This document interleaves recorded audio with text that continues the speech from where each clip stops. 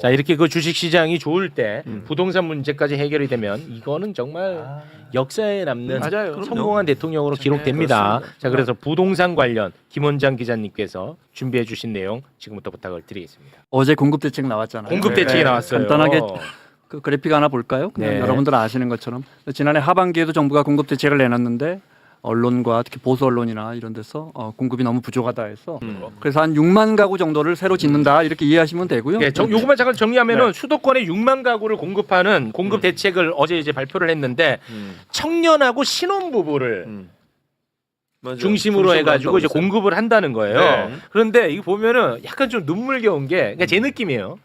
와, 정부가 활용할 수 있는 땅을 그냥 박박 긁었구나. 뭐 그런 생각이 좀 들 정도인데 일단은 네. 그 좋은 위치도 많아. 그 용산 부지 한번 좀 볼까요? 아, 요거 말고요. 이거 그 사진. 네. 그건 이따가 우리 기자님 설명해 주시고. 용산 국제업무지구. 국제업무지구. 와, 이게 엄청 크네. 청년하고 신혼부부. 여기 이제 최대 1만 호를 네. 공급한다는 거야. 그랬더니 인허가권을 갖고 있는 오세훈이가 오세훈이. 아 싫어. 발목 잡고 있습니다. 6월 지나서 하면 돼요. 네, 그리고 태릉 골프장이 있거든요. 여기에다가도 좋지. 또 한 6천 호 공급하겠다. 예. 그러니까 서울시가 이거를 또 발목을 잡아요. 발목 잡는데 뭐라고 잡냐면 아니 세계 문화유산 경관에 친대. 정면은 아하 이건 아니지. 아무튼 어디 지금 네, 여담으로 말씀드렸고요. 예. 네. 네. 그럼 지금 말씀하신 여기 이제 과천의 경마장 저 부위하고 이제 방첩사 부지까지 해서 합쳐서 한 6만 가구 나오는데 핵심은 뭐냐면 그 동안에 뭐 윤석열 정부, 문재인 정부에서 또 다 주택을 뭐 60만 원씩 공급하겠다, 53만 원 공급하겠다 이렇게 했는데 잘 안 되잖아요. 안 되는 이유가 뭐냐면 3기 신도시만 해도 남양주 왕숙이라든지 인천 계양이라든지 택지를 이렇게 공급을 하면 안 팔려요. 여기서부터가 지금 우리가 아는 거하고 다르죠. 안 팔린다. LH가 이렇게 택지를 개간해서 건설사들이 사가야 되는데 안 팔리거나 심지어 사갔는데도 아직도 분양도 안 해가지고 정부가 지난해 10월에는 그럼 이 땅을 다시 반납받을까 이렇게까지 고민한 적이 있었어요. 그럼 왜 그러냐면 실제 경기도는 우리가 생각하는 것만큼 수도권이 부동산 시장이 그렇게 뜨겁지 않아요. 막 집값이 오른다, 집값이 급등한다, 폭등한다 이러는 건 서울의 정말 한강벨트를 중심으로 일부 지역이지 사실은 예를 들어 경기도가 28개 시인가 있는데 제가 아침에 KB 월간 부동산 아파트 매매 지수를 봤더니 그중에 과천시, 성남시, 하남시를 빼고 2022년 기준으로 지난 4년 동안 집값이 오른 곳은 25곳이 다 내렸어요. 그러니까 집이 부족해, 집을 많이 지어야 돼. 이거 상당히 과장돼 있는 거예요. 특히 수도권에서는. 그러니까 공공택지를 공급해도 잘 안 되니까 그러면 공급이 부족해. 그러면 서울 요지에 서울과 정말 가까운 지역을 정말 지금 말씀하신 것처럼 박박 찾아서 주택을 공급해 줄게 하고 정책이 나온 거예요. 그래. 서울에 네. 그래서 강남 같은 데는 비싸잖아. 그렇죠. 그 정부가 쓸 수 있는 땅 진짜 조그만한 데까지 다 찾아냈더라고. 맞아. 예, 근데 그걸 다 중요한 건 공급하더라고. 이게 이대로 될까? 정부가 지금 말씀하신 것처럼 이제 뭐 국방부하고도 하고 이제 철도청 부지니까 당연히 이제 국토교통부하고도 합의를 하고 네. 이른바 관계부처 협의를 한 다음에 진행하고 있는데 속도를 내고 있는데 이게 이제 민원 이런 게 굉장히 심해서 사실 정말 어려운 문제예요. 왜 지난 정부는 왜 못했을까? 예를 들어 박근혜 정부 때도 행복주택 같은 걸로 해서 목동의 유수지 같은 거 다 해서 거기다가 임대 아파트를 공공임대를 올리기로 했었어요. 잘 안 돼요. 예를 들어 뭐 그러니까 주민들이 반발해서 그래요? 예를 들어 목동의 그 유수지에 있는 행복주택 같은 경우에는 뭐 현수막 몇 개 붙으니까 안 돼요. 50만 목동 주민의 행복을 2,800 임대 아파트와 바꾸겠습니까? 뭐 이런 식의 현수막 붙으면 지역 국회의원도 어떻게 하지를 못해요. 용기 내야지. 모두를 위한 건데. 이런 부분에 대한 공급 정책이 나왔고 제가 오늘 드리고 싶은 말씀은 이제 공급에 정말 뭐 속도를 내고 이 대통령도 이거 굉장히 빨리 챙기고 있거든요. 근데 수요를 좀 억제하는데 정책 방향을 두자 이 말씀을 드리고 싶고 특히 말 나온 김에 우리가 예를 들어 토지거래 허가제라든지 뭐 이런 이야기 하면 그 댓글에 늘 이게 뭐 공산주의냐 사회주의냐 이런 항상 달리잖아요. 네. 왜 내 돈 내산 내 집인데 맞아. 정부가 이래라 저래라 하느냐. 맞아. 뭐 여기 공산주의 국가냐 이런 거 있잖아요. 언론에서 그렇게 하니까 조장을. 선진국은 어떻게 하는지 집 그러니까 땅과 집에 대해서 선진국은 어떻게 규제하는지 말씀드리고 싶어서. 오 좋다. 네. 정말 깜짝 놀라실 거예요. 그러니까 우리가 토지거래 허가제 그러면 약간 과장돼 있어요. 그러니까 사실은 실입주 그러니까 그 집을 샀으면 반드시 전세 내주지 말고 당신이 들어가세요. 갭 투자 방지법인데 네. 과거에 토지거래 허가제라는 제도를 차용해서 하다 보니까 네. 마치 왜 내가 내 돈 주고 집 사는데 구청장이 도장을 찍어줘 이렇게 어. 오해가 생기는데 네. 그런 것처럼 선진국은 집과 땅에 대해서 엄청나게 규제가 많거든요. 오. 그 말씀 좀 드릴게요. 예를 들어 예, 궁금하다. 스페인 같은 경우에 네. 스페인. 빈집이 있잖아요. 빈집. 네. 스페인이나 이게 포르투갈도 마찬가지인데 이게 경기를 부양하려고 유럽 국가 사람들 이렇게 집을 사면 여러 세제 혜택을 줘서 우리나라에 들어와 살아 이렇게 굉장히 이걸 시스템을 잘 거쳐놨어요. 세제 혜택이나. 그랬더니 이 사람들이 집만 사고 이 유럽의 부자들이 잘 안 오는 거야. 그러니까 집만 부족하고 경기 부양 잘 안 되는 거예요. 지금 네네. 포르투갈도 이게 되게 심각한데 그러니까 주택이 부족하니까 사람들이 자꾸 빈집에 들어가. 집 없는 젊은이들이. 이게 오큐파라 그러는데 이게 오큐파스용이라 그러는데 그러면 48시간 동안 이게 점용하잖아요. 내가 딱 지키고 있잖아요. 뭐 좋잖아요. 예? 소송해야 돼. 아, 그러니까 남의 집인데 비어 있어서 내가 그냥 들어가서 48시간 있으면 네. 근데 전 세계 캘리포니아도 그렇고 뭐 유럽에 스쿼트 우리가 스쿼트 한다 그러잖아요. 그 단어하고 똑같은데 남의 집 차지해가지고 버티는 이런 건 굉장히 많은데 스페인은 이걸 법적으로 작년 4월까지 굉장히 강하게 허용했어요. 왜 그럴까요? 48시간 어떻게 검증하는 줄 알아요? 들어가자마자 네. 휴대폰으로 피자 시켜요. 그럼 이제 디지털로 남잖아요. 내가 48시간 점용했다. 그럼 경찰이 와. 그럼 소송해야 돼. 소송하면 8개월에서 길게는 막 22개월까지 집주인 입장에서 얼마나 답답하겠어요. 그렇지. 내 집인데. 응. 내 집인데 전혀 모르는 사람이 살아. 근데 못 쫓아내. 야, 얼마나 사유재산을 침해해요. 그거는 하나도 안 부러운데. 이해가 안 돼요. 그렇죠. 그러니까 제가 너무 얼마나 과한데? 이런 제도들이 좋다는 게 아니고 선진국은 얼마나 집과 땅에 대해서 소유권을 제한하면서까지 주거권을 확보하고 집이 없는 그러네. 사람들을 보호하려고 하는가를 말씀드립니다. 오, 진짜 이 심하네. 제도가 좋다는 게 아니, 아니고. 그러니까요. 그래서 작년에 이제 보수당이 집권하면서 48시간 안에 48시간을 버티면 못 쫓아내지만 48시간 안에 이제 적발되면 형사처벌하는 걸로 법이 바뀌어서 오큐파하기가 쉽지 않아졌는데 네네. 이런 제도들이 정말 많아요. 예를 들어 프랑스는 겨울의 휴전이라 그래서 겨울의 휴전? 드레브 이베흐날라 그러는데 제가 겨울의 프랑스 발음 휴전이구나. 이게 맞는지 모르겠어요. 이배양 겨울의 휴전이네. 11월 1일부터 3월 31일까지는 세입자가 무슨 난리를 쳐도 월세를 안 내도 계약 기간이 끝내도 쫓아낼 수 없어요. 와. 내 집인데.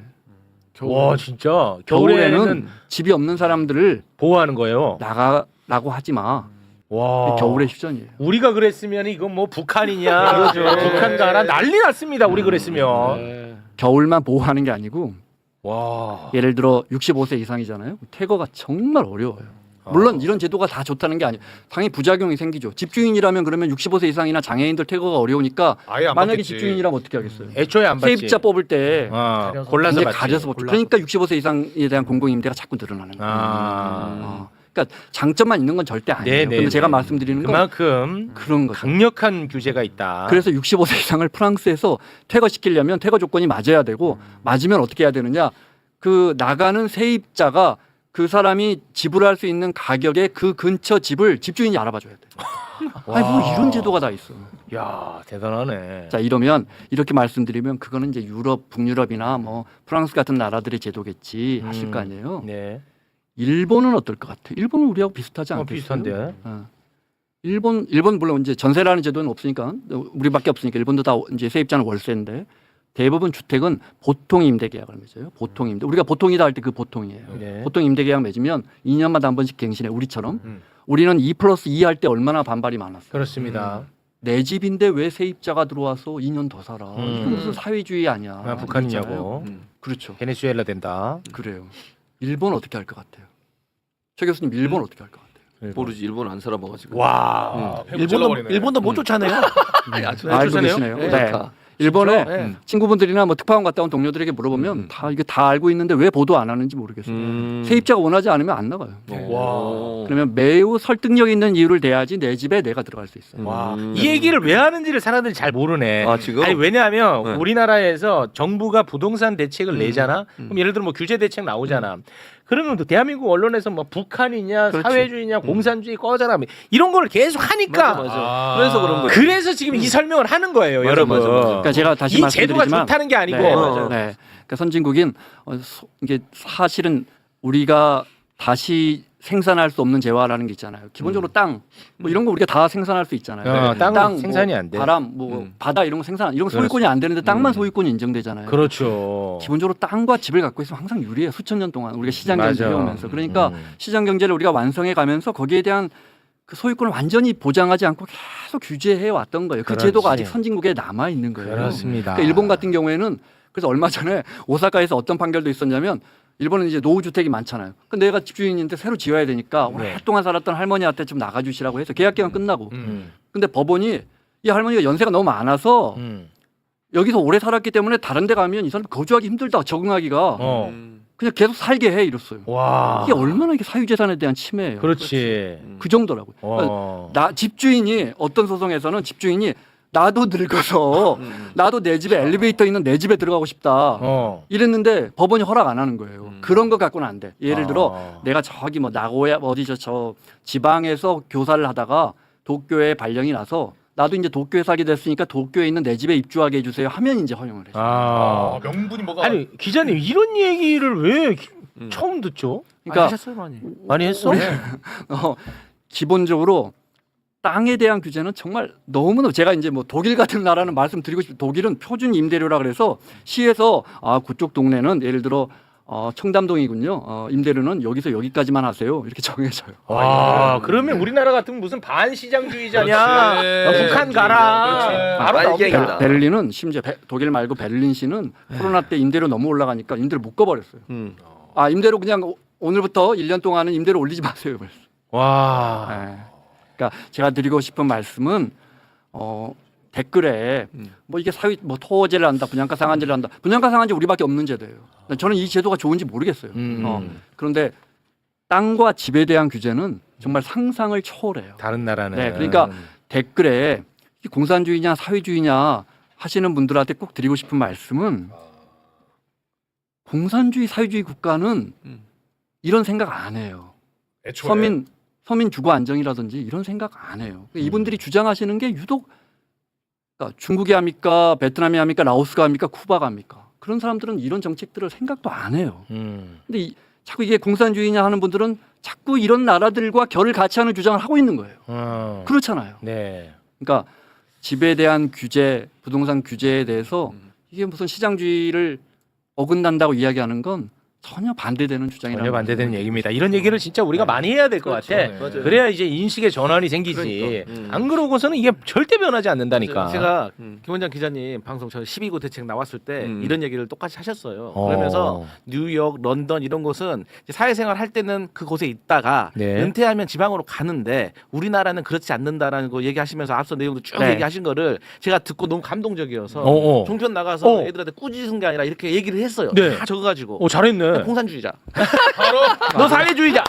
너 그럴 줄 알았다. 북한 너 가라. 대책이 없으니까 그러지. 아. 이러더라고. 그러니까 김원장 저- 기자만 얘기하고 다른 언론에서 얘기 안 하는 게 네. 문제예요. 아. 저는 뉴욕에도 살아보고 방콕에도 특파원 생활을 해왔는데 뉴욕의 맨하탄 같은 곳은 집값이 정말 상상을 초월하죠. 초월하지. 그런데도 정말 대부분 공공임대로 해요. 그리고 거기도 커미티가 만들어져서 임대인과 임차인들 위원회에서 월세를 정해줘요. 그러니까 단점도 많아요. 그러니까 여러분 알다시피 그러다 보니까 주택 공급이 많지 않고 집을 안 고쳐줘요. 그래서 뭐 엘리베이터 보면 아직도 뭐 이렇게 철창 같은 거 찍 열고 가는 그런 엘리베이터 맞아요. 맨하탄에 있어요. 단점도 되게 많아요. 근데 방콕 어떻게 하는지 아세요? 그 높은 고층 빌딩들을 정말 원칙도 없이 팍팍팍 올려주면서 기부채나 공공기여라 그러죠. 그거 안 해요. 공공기여 조금만 하면 이면도로 나와서 그래 그러면 40층 빌딩이니까 그 건물주에게 70층까지 올려줄게. 대신에 서민들 주거 안정을 위해서 임대주택 10개만 빼자 우리처럼 공공임대도 좀 빼고 그다음에 뒤로 이면도로 해서 그거 다른 사람들도 지나가게 하면 너도 그럼 이면도로 지나갈 수 있잖아. 방콕은 스쿤빈도로 이렇게 해서 거기서 그 옆으로 지나갈 수가 없어요. 길이 그냥 하나뿐이에요. 네. 가면 다 막혀 있어요. 그렇게 하면 서로 좋잖아요. 네. 그런 게 없어요. 그냥 집주인만 좋은 거예요. 근데 우리도 만약에 우리도 지금 강남에 재건축할 때 기부 체납에서 지금 과거보다 굉장히 반발이 심하거든요. 핵심 논리는 이거예요. 내 집 갖고 재건축하는데 네. 왜 자꾸 저 서울시에서 뭐 도서관을 지으라고 하냐, 뭐 데이케어 센터를 지으라고 하느냐. 이게 뭐 내 재산이라고 말하지만 진짜 나쁜 놈들이지. 사실은 그 앞에 도로 다 활용하고 해갖고 그 땅값이 비싼 거 아닙니까? 그럼요. 정말 나쁜 놈들이야. 나라가 세운 인프라인데. 그렇지. 나라 인프라를 해갖고 땅값이 비싼 건데 이 새끼들 진짜.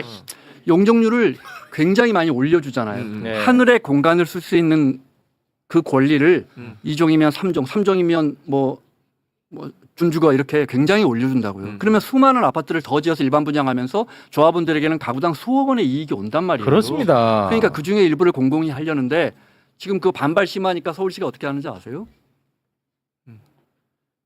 우리에게 필요한 거 잘 안. 원 베일리 같으면 기부채납에서 뭐 지었는지 아세요? 동사무소, 주민센터.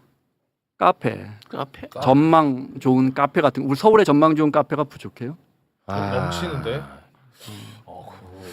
그러니까 이런 부분들 심지어 지금 우리가 이제 일기 신도시 재건축하려고 하잖아요. 그 기부채납 주민들이 반대해가지고 현금으로 받기로 했어. 아 우리는 그 안에 무슨 뭐 양로원, 동사무소, 뭐 교육시설, 주민체육시설 다 같이 이용하는 거 싫어. 우리 돈 낼게. 그냥. 우리 부자들은 우리끼리만 좀 살고 싶다 이거지. 네. 그 개포동 같은데 아. 개포주공 이렇게 해서 되게 좋은 아파트 단지가 생겼잖아요. 진짜 거기 정말 기부채납 한 거 중에 천박하다. 공개공지라고 있어요. 공개공지. 예, 이게 무슨 말이냐면 아파트를 이렇게 대규모 단지를 몇천 가구씩 새로 지으면 그러면 그 가운데 길은 나서 주민들과 동네 주민들이 같이 이용하자. 왜냐하면 이 아파트가 이렇게 넓으니까 그 지하철역 가려면 주민들이 돌아가야 마을 주민들이 이렇게 되잖아. 돌아가야 되잖아. 그 가운데는 길 내서 같이 어, 이용하자. 그럼. 대신 용적률 높게 올려줘서 너희들 30층 지을 거 50층 짓게 아유, 해줄게. 또 해줬어. 이렇게 뭘. 해줬어요. 어. 어떻게 할 것 같아요? 안 할 것 같은데. 잘 안 해요. 거기다가 철창으로 이렇게 담을 세워요. 아, 그리고 이렇게 주민들 다니는 이 패스로 주민들만 찍고 패스 열고 들어가게. 문 열고 다녀요. 그러니까 동네 주민이나 지나가는 사람은 못 지나가는 거예요. 근데 이게 이제 건축법상 담을 세울 수 없게 돼 있어요. 네. 담이라면 1.2m 이상이어야 되거든요. 그러니까 철창을 1.1m까지 이렇게 해가지고 보안 문을 딱 달아버리는 거죠. 담은 아닌 걸로 해서. 아니, 너무한다니까. 그러면 서울시나 구청에서 이행강제금을 물어야 되잖아요. 네. 근데 선거 나가면 못 물어요. 걔네들도 앞에 그 도로 쓰지 말라 그래. 자기들 돈으로 깔으라 그래 도로. 그러니까 이런 것들이 아유, 제가 이거 말씀드리니까 진짜. 우리가 인식을 바꿔야 되는데 인식을 바꾸려면 제대로 알아야 돼요. 그러니까 네. 그 땅에 하늘의 용적률을 올려준다는 것은 정말 하늘의 공간 사실 돈으로 환산하면 굉장한 거거든요. 네, 그렇습니다. 그러니까 그것을 이용할 권리를 줬으니까 공공이 일부는 나눠 쓰자 이런 취지예요. 그렇습니다. 절대 그 사유재산을 네, 침해하는 게 아니에요. 그렇습니다. 시간도 좀 나눠 씁시다. 자, 기자님 오늘 컨텐츠가 솔직히 너무 좋은데, 네, 맞아요. 예, 진짜 좋아. 예. 와, 나는 솔직히 더 듣고 싶은데 지금 시간이 네. 좀 많이 지체가 돼가지고 여기서 마무리를 짓고 다음에 또 한번 저희가 신세를 지도록 하겠습니다. 김원장 기자님 오늘 정말 너무너무 좋은 주제였던 것 같습니다. 대단히 고맙습니다. 감사합니다. 고맙습니다. 감사합니다.